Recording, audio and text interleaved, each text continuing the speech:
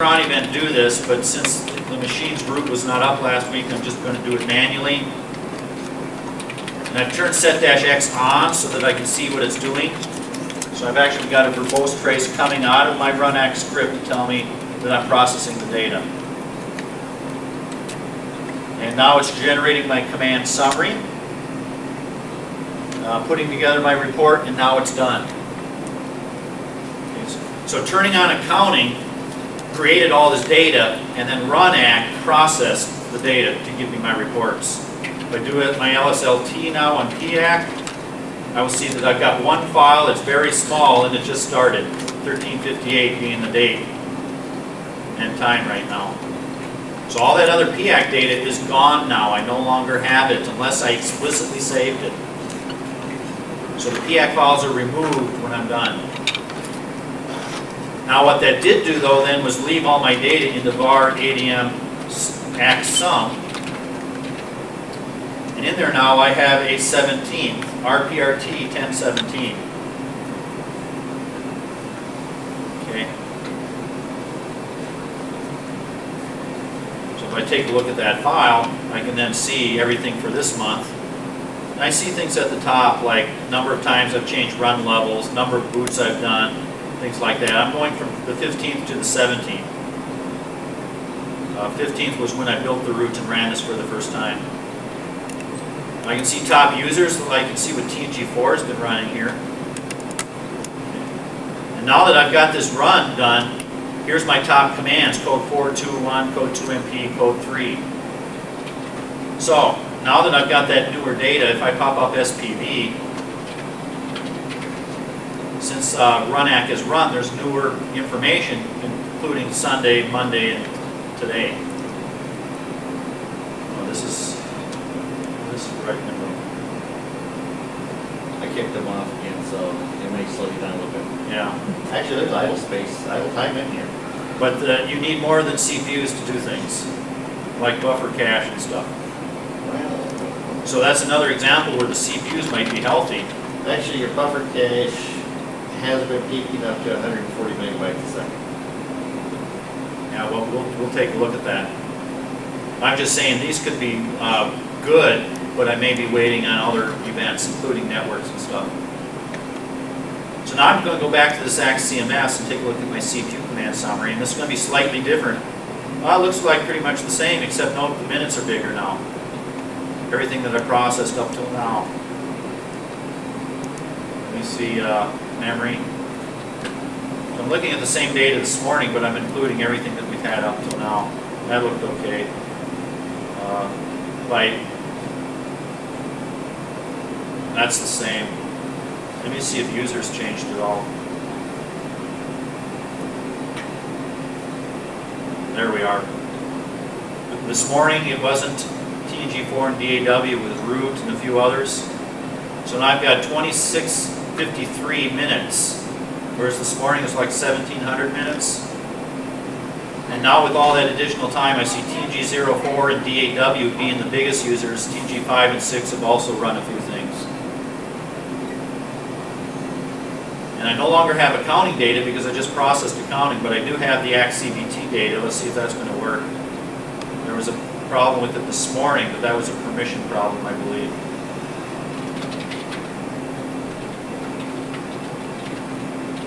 You have to be root, or in this case, I'm going to open up the files. Oops, that's my workstation. So now this is the same data, except this time I'm getting it out of this SAT data rather than the System 5 data. And this time now, besides the elapsed time components, I can also look at my wait times. So looking at our system right now, I see my service times, my system times, and my wait times. Here's my physical I/O waits. Code 2 is getting up to 2.5 minutes of physical I/O wait time, and almost 2 minutes. Code 2 is not getting any, but 1 and 3 have a lot of cached I/O wait time. So there's about 2.5 minutes typically of physical and 2 minutes of cache wait time. Let's see about our CPU waits. There's some code 2s, probably when you're running a whole bunch of them, that are getting in the 4-minute range for CPU wait times. And on a per process basis, most of my system time is still less than 1/10 of a second. This is 10 to the negative third, so there's 1/10 of a second right there. So not a whole lot of system time yet. And then here's my CPU times. And here's all the code 2's. Again, these are all the exact same number of floating point computations, but they're varying anywhere from 33 to 36 minutes to get the same work done. And that is mostly secondary cache thrash effects.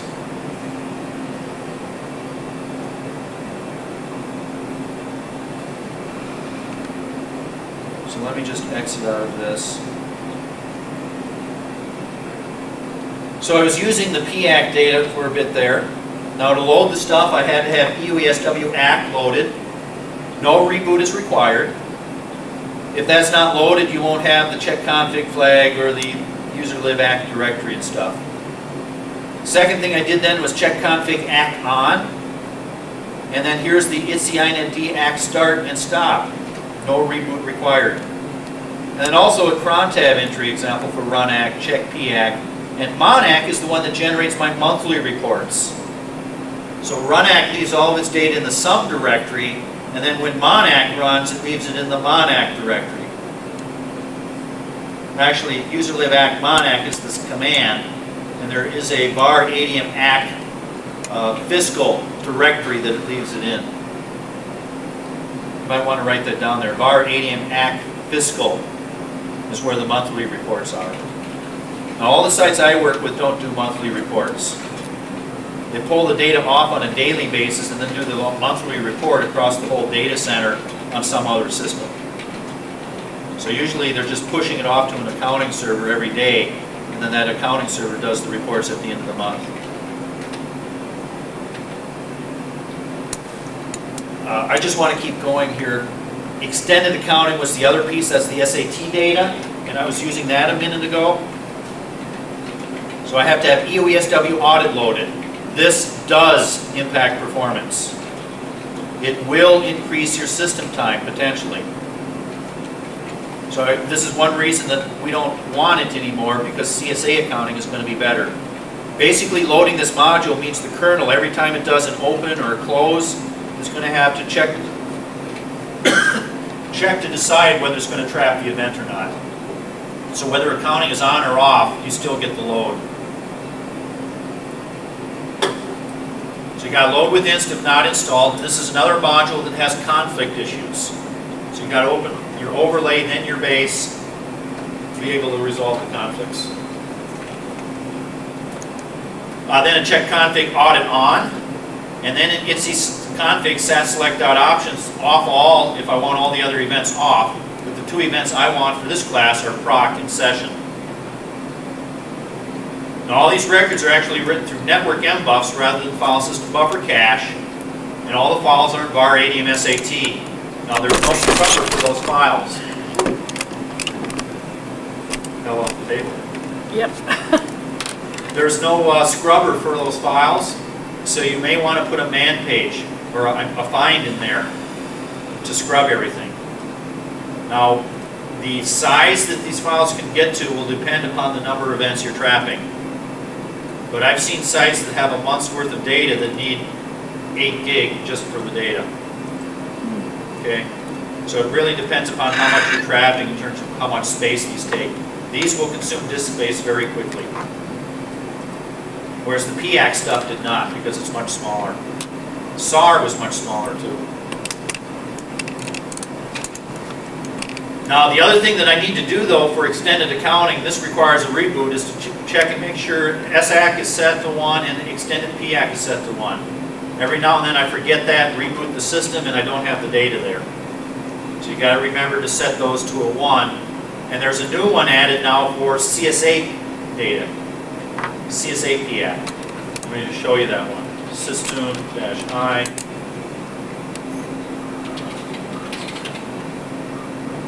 So there's this new one, do CSA ACK, for the third type of accounting data.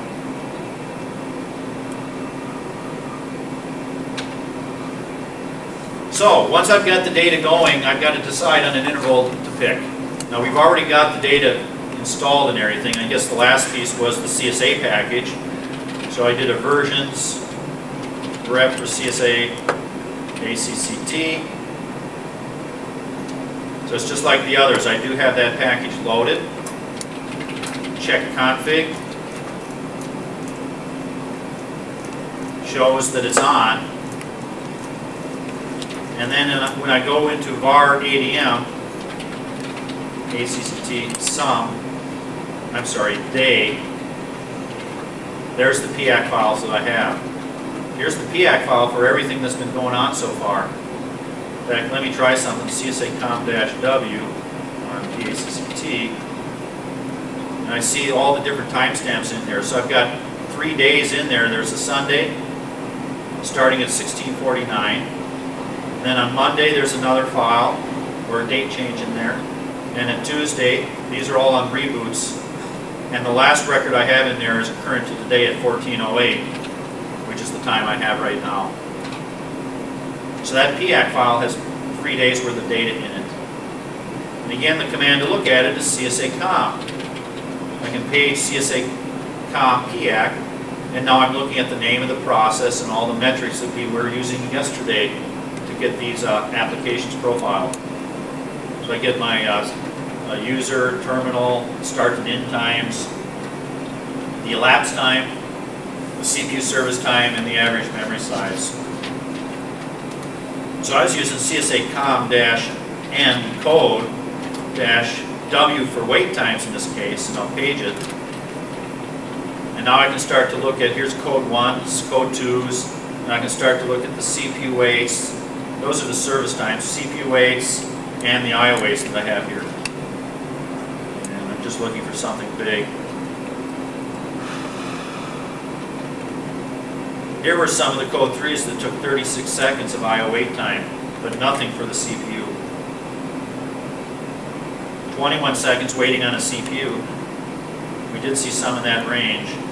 Note this whole group started at the same time. So some of them had 10 or 20 seconds waiting on a CPU. There's no I/O to them, so they were CPU bound. And here's another group. CPU waits in the 11 to 17 second range, but the I/O waits were still much worse in the 60 to 70 second range. Okay. So this helps me sort out my politics, and I say code 2s are what matters to me, so I've got CPU waits and I've got I/O waits going on here. Here's some code 2s that had 100 seconds of I/O wait.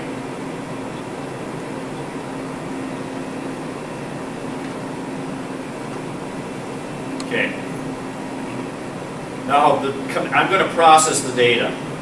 The command to do that is user lib act CSA run. Instead of run act, it's called CSA run.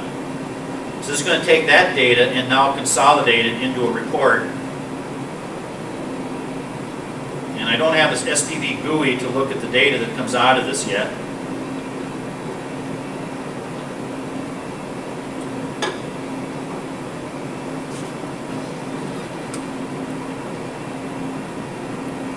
What's the file again? User lib? User lib act CSA run is the script I'm running right now. The user lib act directory is usually not in a path because nobody really runs it in their default path. So usually I have to put the whole path there.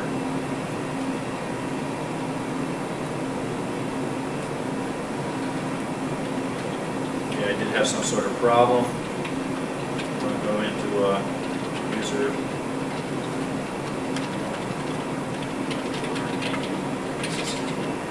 When you get errors with accounting, you go into the night directory.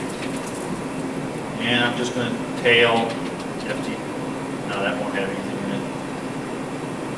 Cat.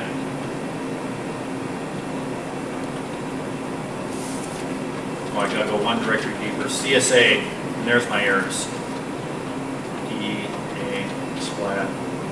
That one's okay. And right in here, I had a syntactical error. There was a -X option specified on my command line. That was my mistake. I also have a problem here with the session file name. So let me fix this. CD lib.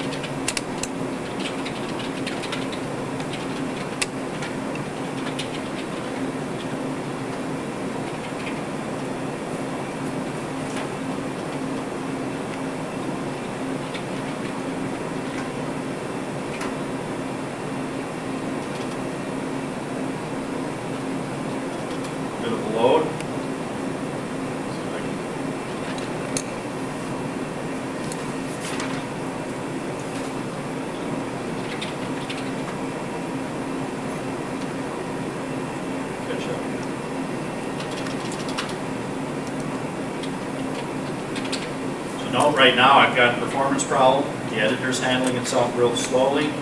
I can't even log into the system yet. The system is stalled, so to speak.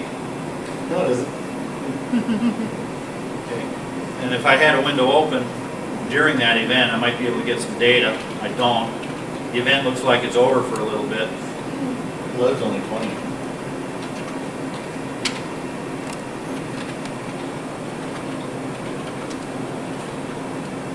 And again, if I've been able to catch that event,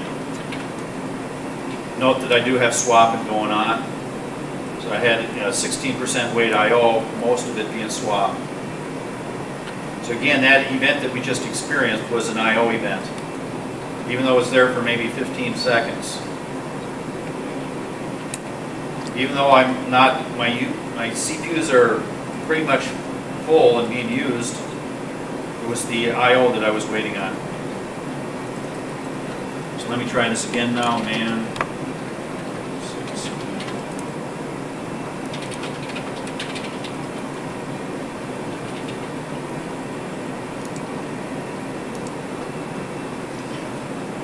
Going on again. So most of my events that are occurring right now, I've got 30-40% weight I/O, half of it being swap, half of it being file system buffer cache. And the swap looks like more of a problem than the buffer cache right now. So that swapping is still causing me a problem. Let's see swap-ln. Note that most of my swapping is going on to root. I could delete dev swap. In fact, let me do that. Swap-d/dev/swap. I'm getting swap traffic off of root. Unfortunately, there's also that other file system, where was it?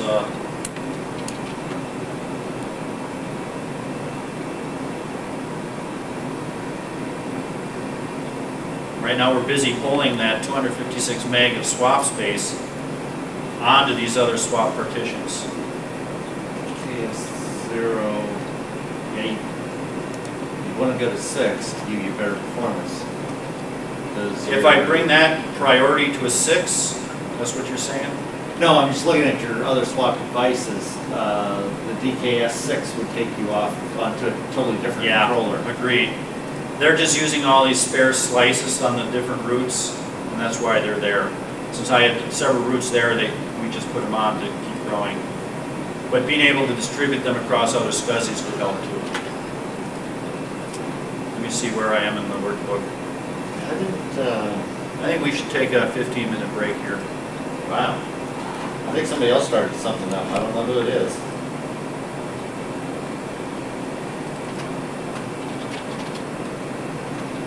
I didn't kick off anything new. I could have been marooned or something. It looks like the load. Oh, this is on my workstation. That's right. Well, we're at 90% CPU, all CPU user.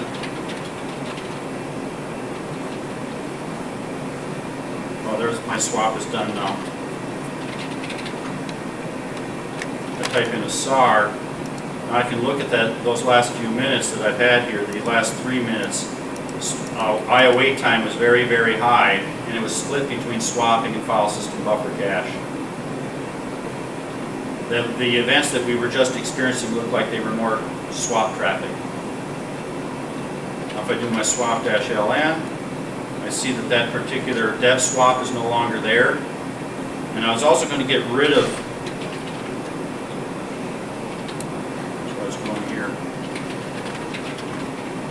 remember, there was a swap slice that was on my home directory.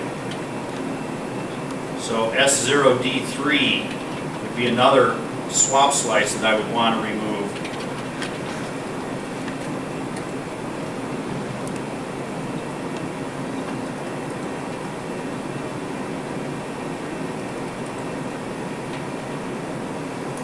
And I'm also going to do that in FS tab.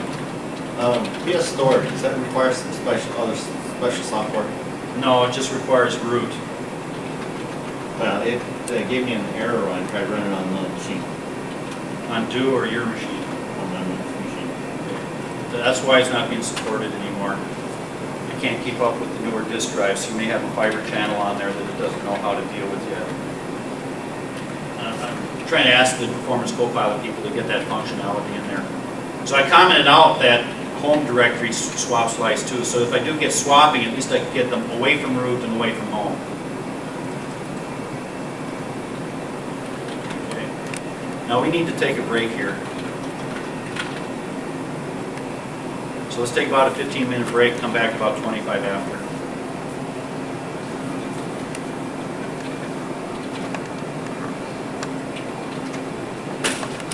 So I'm just going to And try where do you want again. it to go to? You want it to come to you? Sure. So in this example, I'm going to run SPV_batch, and I can put this in a cron event too, and then modify SPV batch to give me just the charts I want and to put things in the web servers directory and stuff. So I'm going to run this SPV_batch, and now it's going to go out and get the system inventory and grab any data that's on the system.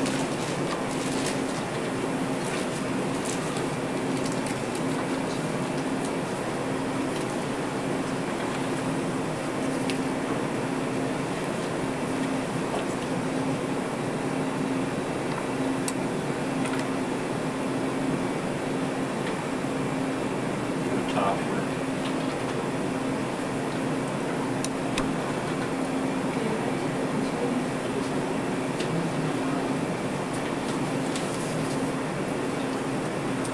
What is that information about? This is for that script, my SPV script. Oh, okay.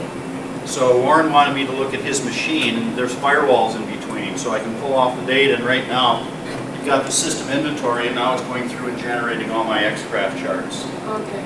So that data I was looking earlier today with the high system time, I sent them these two scripts, they ran it, and then all the output is put in temp $log name SPV. So you tar up that directory, and however you want to mail it back or whatever, for email, I usually UU encode a tar file, and then mail it to the person. Or depending upon your mail handler, like Netscape or something, just do your normal attachment. So now it's going through and looking for any data on the system. It's going through SAR data right now, and it's going to try PCP, then accounting, then SAT data. No CSA data is being handled by this script yet. That's what I was working on last week, as a matter of fact.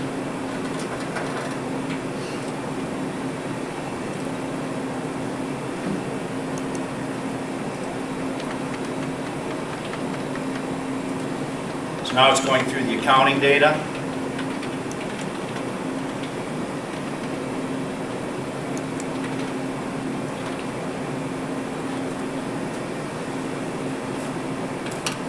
Generating the pie charts, top commands, top users, top groups. I was doing PCP. And all this data is going into var, or I'm sorry, /temp. In my case, /temp/DAW, SPV. And then there is this SPV_reports directory. And these are all the charts that's been generating, so I can now do an XGraph on memory utilization, for example.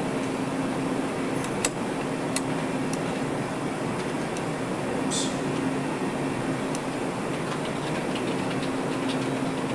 No, I think I've been caught by the campus police. Do what? What happened? The copy isn't going. So this is the data off of do where I can see my memory utilization. These are when we run the code for us. Unfortunately, the lines aren't very thick right now. But here's my kernel down in here. Most of my memory has been used when I fire off these code 4s, and this is when the swapping is occurring. Let me do that a little bit easier here. So the background is white. Isn't as easy to see. A line width that's thicker.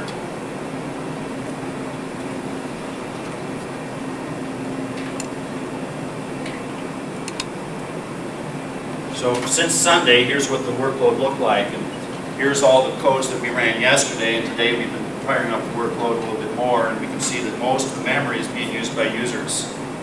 The kernel is not getting very big here. That's because NBUF was set very low, 400.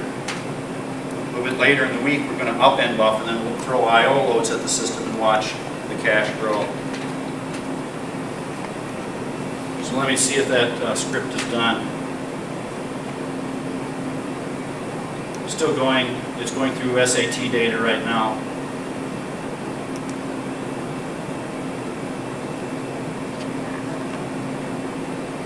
Now it's giving me my top commands. And it looks like there's a blow up that I should check on. Well, that one's okay. Par. Fix that.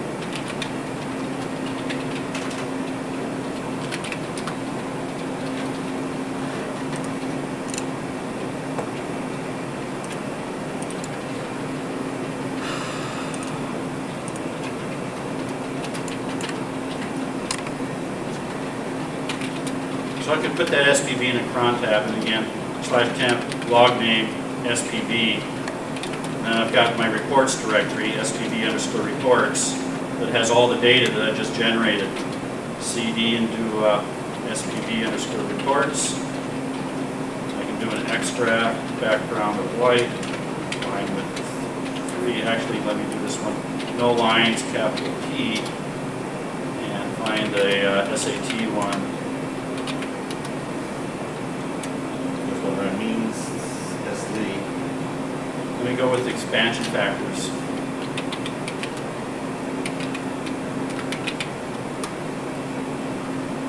Oops.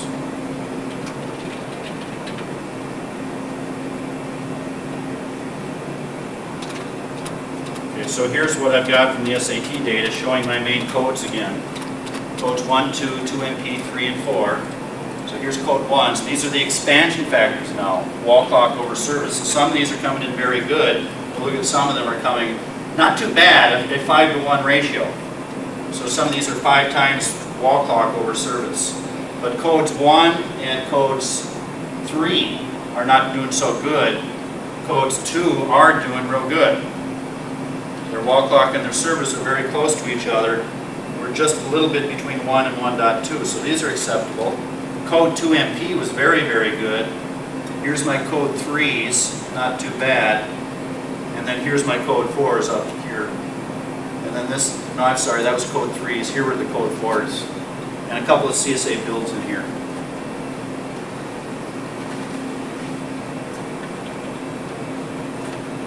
So SPV just allows me to, I like to call it a Vegematic. It slices and dices these different data sets. Now at this point, I'd like to go back to the workbook. So I want to make sure, when I pick an interval now, I want to make sure that the data's there and good. And yesterday we had to change NQE, so that destroyed some of my data records from yesterday. When I'm looking at an interval, I want to make sure it's a fair representation of the typical interval. If they call me and say they're a NASTRAN site, and I look at the system and find mom's budget, I don't want to worry about mom's budget. I want to worry about NASTRAN. If they're crashing cars, I want to look at an interval when a car crash is occurring. I do not want to pick New Year's Eve. I don't want to pick the last day of the school quarter. I want to pick a repeatable interval. Okay? So in my evaluation process, I ask the customer, what are your top applications? And then with SPV, I see what the top applications actually are. And if the two of them don't correlate, then I tell the customer, you're not running NASTRAN, you're running mom's budget. And Janet laughed, but I actually found that name of a program on a system out there once. Somebody was running a program called mom's budget. That was a policy decision. They told the person, don't do that on this compute server. Do that on your workstation. Okay? Or maybe I just find top running all the time or something like that. But you want to pick a repeatable interval. You want to make sure that you got some data. I can't advise somebody how to tune their system if I looked at 5 seconds and there's been a lot of months in the past year that they've been using their system. I generally do not want to pick an interval near a reboot unless I'm tuning for a reboot. As a system tuner, I might be interested, like on Windows, how quickly can I get Windows to come up? But on compute servers, you generally don't interrupt them, so that the start and shutdown times are not that much of a concern. Any suggestions on what would be concerned in starts and shutdowns? We hit them yesterday too. Mission critical stuff. What I was looking for was NQE checkpoint restarts. So when I'm shutting down the system, some sites will tune to make checkpoints and restarts go quicker, which usually means they create a separate file system to dump their NQS checkpoint files onto. Okay. So yesterday when I shut down and we had code 2s running, it took a little bit to checkpoint all those code 2s. So that might be a case where you do tune in a reboot situation. If I remember right, though, the checkpoint but it didn't restart it. We can look at that. It should have restarted it, but whether it started it from the beginning or started it from a restart image, you'd have to check the logs for that. It should have restarted from the last checkpoint image, but if it wasn't around long enough, there might not be a checkpoint image yet. Also, when I'm picking an interval, I want to check the syslog. I do not want to tune when the file systems are full, things like that. I want to solve the syslog error messages before I start making system configuration changes. So if I see disk fulls or memory processes killed, I want to solve that before I go on to anything else. I do not want to make tuning decisions based upon hangs, crashes, or service problems. If I've got an unstable system because it's pre-release or something like that, I want to look at those as stability issues, not tuning issues. Another thing, looking at a system that is oversaturated. We've experienced that twice today at least already. At some point the system is so loaded that you can't get anything out of it and you have to wait until after the event is done to see what happened. Now what I'm saying here, if I'm tuning a system, I have to be very careful about the data that I'm looking at.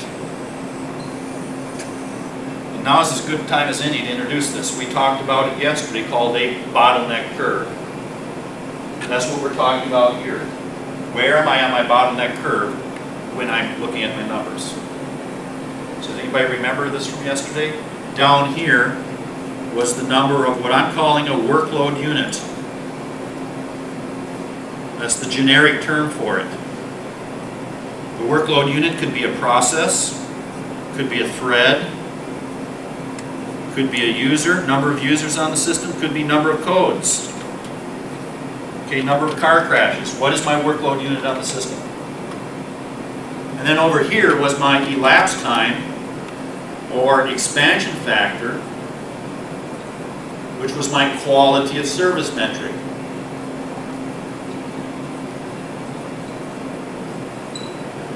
So every computer has a bottleneck curve. I don't care what the computer is in your lifetime and my lifetime, they always have bottleneck curves to them. They always will, because every computer will always have finite capacity. We can't deal with infinity. Okay? So down here is unity, and this is where the benchmarkers like to run things. One thing on the system and my wall clock and my service are identical. As I drive up the load on my system, I have to have a degradation in my quality of service. And eventually, I have to end up at infinity. Infinity says I never got my answer back. We've already had that happen with code 4s. Code 4s died because they ran out of memory. Okay? So, on every system, there's going to be some sort of bottleneck curve. The shape of the bottleneck curve is something that is different in every situation. Depends upon the hardware, the applications. Every bottleneck curve has a different shape to it. I've just picked a rough bottleneck shape here. Now we used to call these bottlenecks because they used to be real curved, like that. But that's when we had 1 or 2 CPUs. Now that we get in over 8 CPUs, bottleneck curves have a more complicated shape to them. So, if we were looking at CPUs, so this is the CPU bottleneck, at some point, processes start dying. What limit is that going to be? System-wide. What's going to set infinity? nproc. I cannot have more processes than nproc is configured. That was that 32676 that we saw earlier. I cannot have more processes past that. Then we get forks denied and things get shut off and basically processes are aborted and we never get our answer back. That's infinity. If it were memory, then that'd be my virtual memory size. If it were disk, it'd be the space of the disk. As my disk fills up, eventually I get no space left on device. And that's infinity again. I never was able to finish. I aborted because the resources ran out. Now, as I'm driving up the load on my system, there is going to be a point where I have a very definite bump in my service times. And this is based upon the number of CPUs you have on your system. Once I've got more programs than CPUs, they have to share secondary cache. And we're running a little late. We're going to get into cache misses and secondary cache issues first thing tomorrow morning. This stuff here is from L2 thrashing. Due to system demons and just the noise and chatter on a system. This is why we don't like interactive users logged in, because they come in for a tenth of a second, kick somebody out of a CPU, mess up the secondary cache using it with its own data, and then when that code 2 comes back in, it has to rewarm secondary cache with all of its data. So L2 thrashing is when I lose affinity to my CPU, somebody else comes in, pollutes secondary cache, and then when the scheduler puts me back on that CPU, I have to reload secondary cache with all my data. Past that then, we have L2 thrashing, but we also have CPU wait times.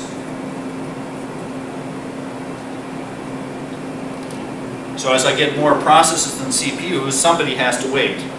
So my CPU wait time starts going up when I get over the number of CPUs in my system. And we've experienced that a couple of times now where CPU waits were going up in the 30-second, 40-second range, but they were still not as bad as the IO wait problems that I had.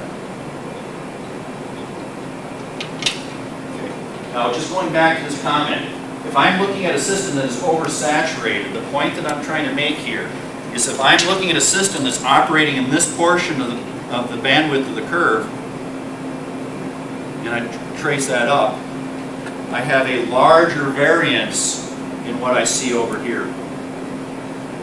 In other words, a small change in my load can smear my numbers and cause a big change in my numbers. You actually get distortion of your numbers.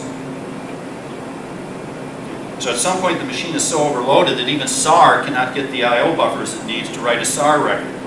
And 10 minutes later you see SAR get 3 records in there that should have occurred in the past 3 minutes, but it couldn't get a buffer to do that. And then all of a sudden it got a buffer, and so did the other 2 SARs that were, queued up to get a buffer. Now this burned me at NASA Goddard because I'm sitting there looking at the system and my elapsed time is going all over the place and my service time and wait times were staying the same.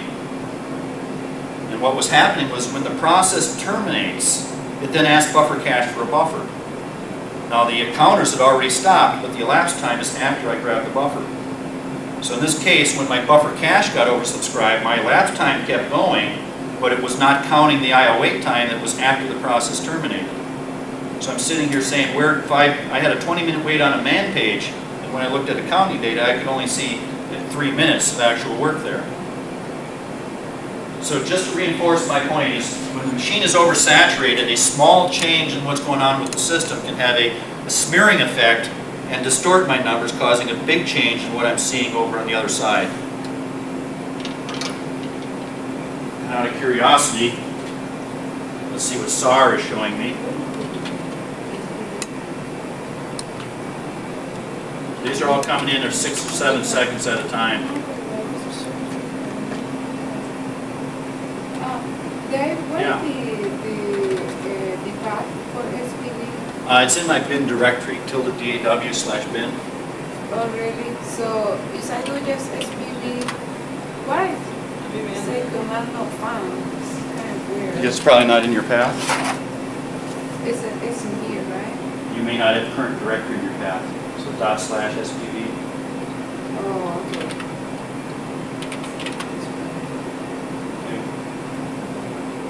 Or ~DAW bin SPV. Not sure why it's taking so long there. I'm trying to demonstrate this effect, and here was an example where my system got loaded. I had severe I/O wait experienced here, and look at what happened to my timings. They were typically 7 or 8 seconds after, but suddenly it slipped and there was a 20-second difference or so in there. So between 1412 and 1413, SAR could not get a buffer to get that actual record written in there. It waited 20 seconds longer than it should have.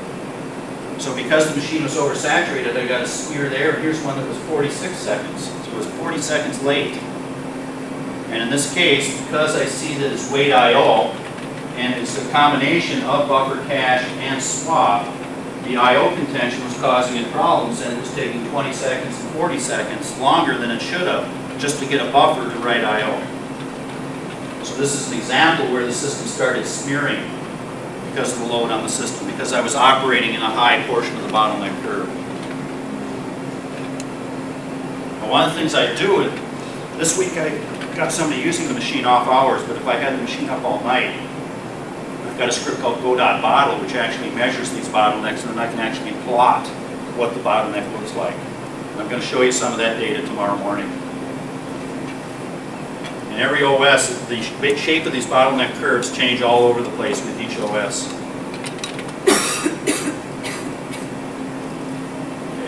So anyways, the other thing is to pick an interval that has a clean beginning and end. In benchmarking, that's easy. I turn on the machine, I throw the workload at it, workload finishes, I now have a clean start and end. Also, some people choose the interval based upon the start of, if I see with SPV, some metric goes up and then back down, I may look to see what other metrics are going up and down with it. Now, all this is trying to say is that with accounting data, I do not see the accounting records until the process terminates. So if I have a program that runs through the whole day, it's called a spanning process. Or I may have had a process that ran for 3 months and then ended in that day. These are the ones the data center manager likes because they get more utilization than they have capacity. Also, if I do a checkpoint with the kill, that also results in an accounting record being written. Just the kill. So when I shut down NQS, any job that is checkpointed will have an accounting record written for it. Now, ACCOM and CSACOM, these 3 commands, ACCOM, CSACOM, and ACCBT, only show records that ended in the interval. If something started in the interval and finished the next day, we would also not see it. Now, this is something that data center managers do. They go to my accounting data. So this was an example. Now, this particular example, it was a 32 CPU system. And I looked at it for a half an hour. Okay. So at the beginning of the half hour, I did a SAR-U and I did a PS. And then at the end of the half hour, I did the SAR-U and PS and identified what was going on during the interval. So the picture I had on the previous slide, this is actually doing the arithmetic that we just saw. Now, SAR-U, let me back up a second, 32 CPUs times half an hour. So let me get my calculator up.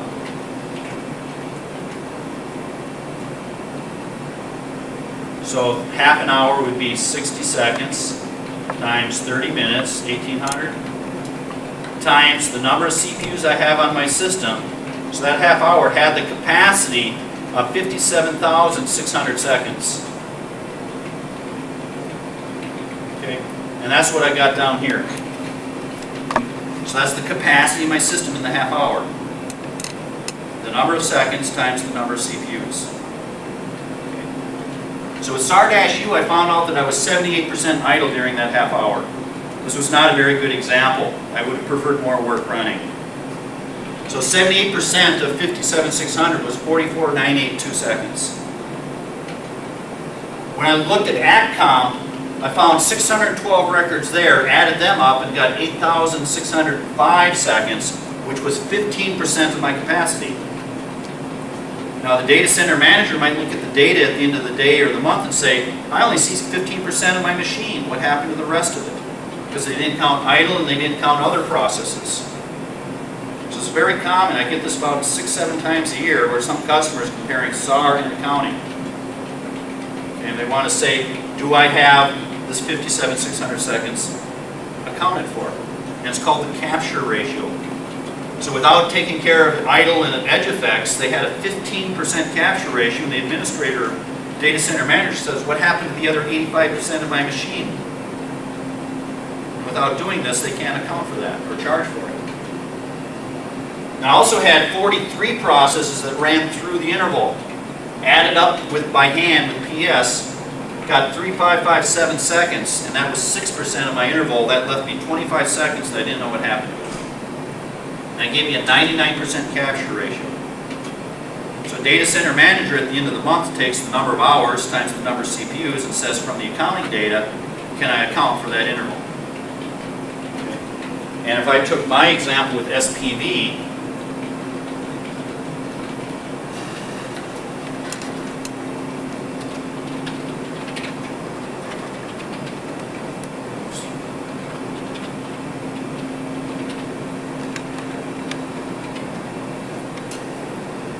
when I went into the counting data, one of the things I want to check is what my capture ratio is. So when I go to this ACT-CMS report, down here at the bottom, I've got 20,037 CPU minutes that are now accounted for. And then I'd want to know what interval that is. Now this is only about 3 days worth of data. Sunday, Monday, Tuesday kind of thing. Times the number of CPUs. So this number is saying, here's what I account for. If I saw 1 minute, I would say I don't have a very good sample. Okay, and that's all because of edge effects. That's because programs do not write accounting records until they terminate.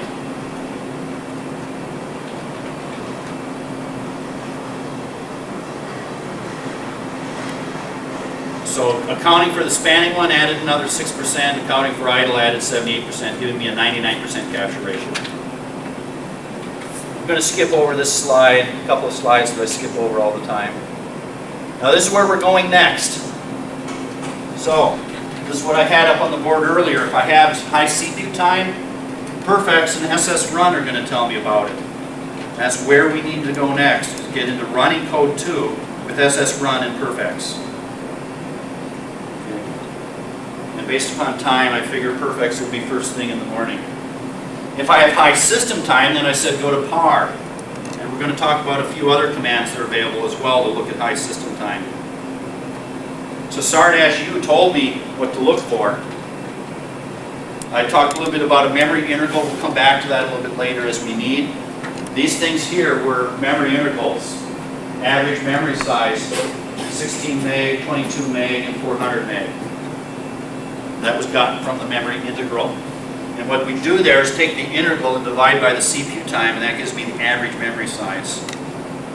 So that's what accounting was giving me, was this. And not the virtual size. And again, in extended accounting, standard Unix accounting combines I/O into total, but I like to separate reads and writes out, because it matters to me. Reading is cache, writing is buffering. So in the extended accounting data, or CSA, we keep them separate. So I can say reads, writes, all separated.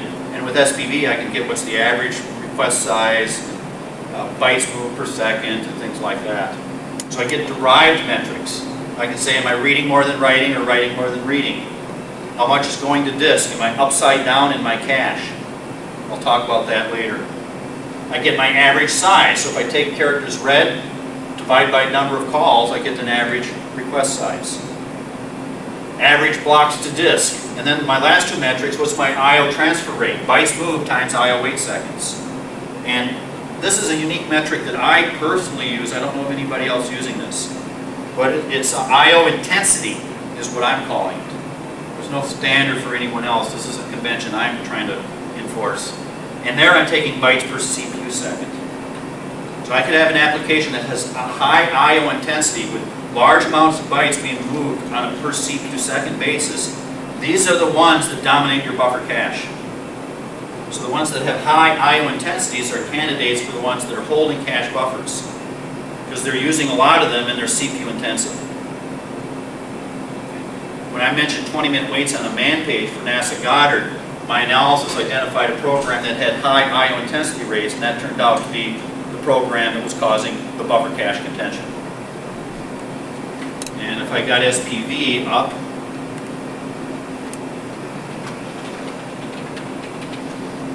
under the SAT metrics, CVT down here, I've got my I/O intensities. So let's see what I come up with for programs that are high I/O intensity. They're moving a lot of bytes per CPU second.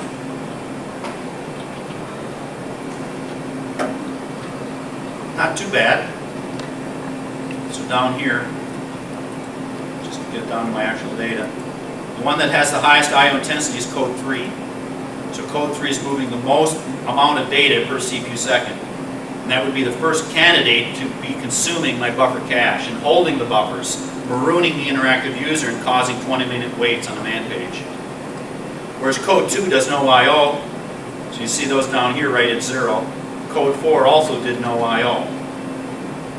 And code 1 was middle of the road. So remember when I characterized these, I said code 3 was big I/O. It was small in memory, only 3 meg, but it moved 368 megabytes in 60 seconds. Okay. 60 seconds of CPU time.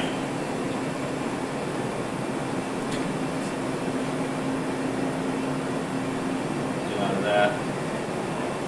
So that SPB command will generate these sorts of metrics for you so that you can see them. And then these were the ones that I was complaining about. Run CPU wait time, we were tracking, those looked okay, but these were the two that were distorting on me. It should have showed the buffer and the buff lock, but I was seeing a lot of BIO locks going on. I'm going to have to investigate that. I've been running these codes on Origins for 4 years, looking at the data, and then I've generated a report here and I see the I/O raw times higher than the cached I/O wait times. But then when I ran PS and saw with ksync name D the BIO locks instead of the buff locks, it's telling me that the kernel has had its code changed and those locks now are moved or whatever and they're being timed differently. But the buff lock used to be cache, and then direct I/O lock was for direct to disk, O_direct type of I/O. So in 659, 6510, you've got to start watching these two numbers. They seem to have changed in the way they're being counted. And I'm going to have to send email to people and find out if anybody else is paying attention to that. Usually I'm the first one to see these sorts of things because that's what we're stressing in the class and then looking at the actual data. And I've got a reference because I run the same job mix every time. So I know what the program should be. Now, in past, some of this showed up as swapping too. So if I started swapping, that was also added into the buffered I/O or the direct I/O times. And that has also changed. So for a while there, I got in trouble with a couple of people because the code had changed and I was still talking about the older style. And that was having to do with page cache and buffered I/O wait time. When I got pages that were stolen from page cache, it actually showed up as buffered I/O wait time. And now all that lock, the kernel code to do that has changed significantly in the last 2 releases. So we're going to come back to that, but all this data was SAT or CSA accounting. What command was I using to get them? Let me just use CSA-COM-W, page it, and there they are. There's my CPU wait, my run queue wait, my block I/O wait, which was through my cache, and then my direct I/O wait, which was bypassing cache. So this was the buff lock, and this was the BIO lock. So that W command gave me the wait times. Also, there is a command you might be interested in, XACTL, session info. This prints out my session table. XACTL session info will print out the accounting statistics for my particular process, for my particular session. So here I've got an example. Ever since I've logged in on this interactive session, I see a project ID, total ticks, start time, and here my user time is small. My system time is a little bit larger than that. Then I've got some block I/O wait time. Then I've got raw I/O wait, and then I've got CPU wait. So right now the system time is the worst. Then I've got the block I/O wait time, and then the run queue wait time. And this is waiting on file system buffer cache. What I'm surprised at is seeing the raw IOA kicking up. Normally that has been 0 on older releases. And again, that's the way that counter is being counted. So this XACTL gets to the data that's actually in the kernel session table to print out the same numbers that then get written into CSA records or SAT records. This is the live table, and then when the process terminates, we copy the stuff into the CSA file or into the SAT file.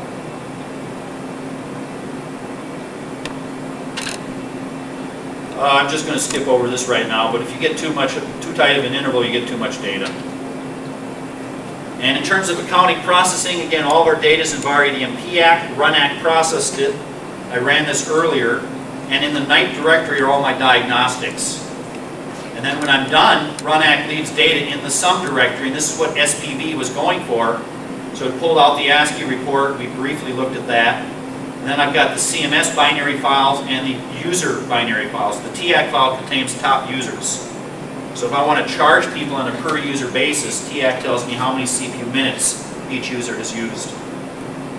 And then MONAC takes those sum binary files, CMS and TAC MMDD, consolidates them into a monthly report, and that's put into the fiscal directory. And again, most sites don't run MONAC.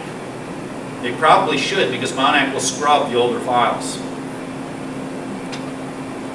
So I don't want to spend any real time here, but in the workbook then are samples of these different reports.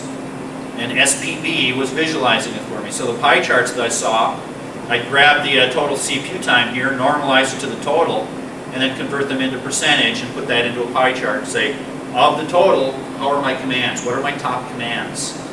So as a system tuner, the ACT-CMS command is very important to me, because that'll tell me what are the top CPU, top memory, and top I/O programs. So we get name of the program, number of times, the number of records in the file for that. We get memory intervals, CPU times. We get elapsed time, average memory size, average CPU time. The hog factor I mentioned. The hog factor says what percentage of my wall clock time is CPU service. So at 99%, for example, here, fine. The CPU time was 0.16 and the elapsed time was 0.16. So that gave me, with rounding, a 0.99% interval. So when I'm tuning a system, I want high hog factors. Whereas the interactive user says those with high hog factors are the ones that are hogging my system. So in the workstation, they're the ones that might be bad and taking your CPUs. But some of them could be sleeping all the time. Let's see, the shell, 216 of them. Elapsed time, well, not very good here. 0.07 seconds of CPU time and 0.01 and 0.13 seconds of elapsed time. And that gave me a hog factor of 0.05. SADC was even worse, 0.18 of CPU time and 2,000 seconds of elapsed time. The last two fields then are the data moved and the blocks read and written. So characters transferred are what I ask the kernel to do, and blocks transferred are what the kernel pushes out of cache. So that's the back end of cache. The other command then we used yesterday was ACTCOM. So that gave me command name, username, things like elapsed time, service time, data transferred, and also my memory size. So this was basically what I was doing yesterday to get the data that we had there. ACT-MERGE is the top user reports. So here, for example, guest is showing up here as interactive connect time. But for example, we've got root here, 2512 minutes of memory use. Not a whole lot of CPU time here, it's kind of empty. Also, disk space consumption is in this report. So I see that I've got 6,454 blocks that were sampled, and I did the sampling 16 times. So I ran accounting 16 times and got a total of that number of blocks. So then I can charge people based upon it. And again, that was also SPV, putting this into a pie chart. Now if I go into SAT data, there is a SAT interpret command, but I now use ACT-CVT instead. But SAT interpret will print out my accounting records. The trouble is I don't like numbers that I can't slide my decimal points over, and it's not human friendly in a column. So I rewrote SAT interpret and called it ACT-CVT. And then in ACT-CVT, I've got an ACCOM type of interface, but additional parameters that are available. Just to keep going here. Workload categories. When I'm consolidating data down, they're going by category. So everything that is a sleeper, like the shells and the compilers and stuff, sleep all the time. They go into a category called shepherds. They're the ones that sleep all the time, very little CPU work. I go off to lunch, my shell's still going. Then I've got what I call the standard Unix small processes. These are LS, PWDs, the little stuff you do, the date commands, unames, all that sort of thing. They're typically less than a second or two. And elapsed times 5 seconds or less. Then I've got interactive ones that are tied to a terminal, VI, edit, mail. Then I've got administrative commands, like we already saw the CSA command showing up in my report today. Top, or any sort of operator displays. I may have a category for diagnostics, such as FX doing surface analysis or something. And I do create a separate category for compilers. BE and LD, for example, do lots of little IOs and are fairly big in memory. And I also create a category for file system backups. So the ones that are doing dumps, tars, and CPIOs are often big IO, and I put them into their own category. Now there are products out there that will take the accounting data and categorize them and put them into accounting buckets based upon program name. The TeamQuest product is an example of that. They have what's called a workload definition interface that we work with them on to specify if the CPU time is this, if the command name's this, put it into this bucket. So you can actually take all your accounting records and say, based upon these records, put it into this account. If I were an accountant, this would be called a ledger account name. Okay? So when I write my checks, I use MS Money and I say food goes to groceries, or a store called Rainbow in the Twin Cities is where I buy my food. And every time I write a check to Rainbow, it goes into the category called food or groceries or something like that. Okay. Besides these categories, we also have those categories for our applications, but these are the ones that would be on a normal system without the batch workload.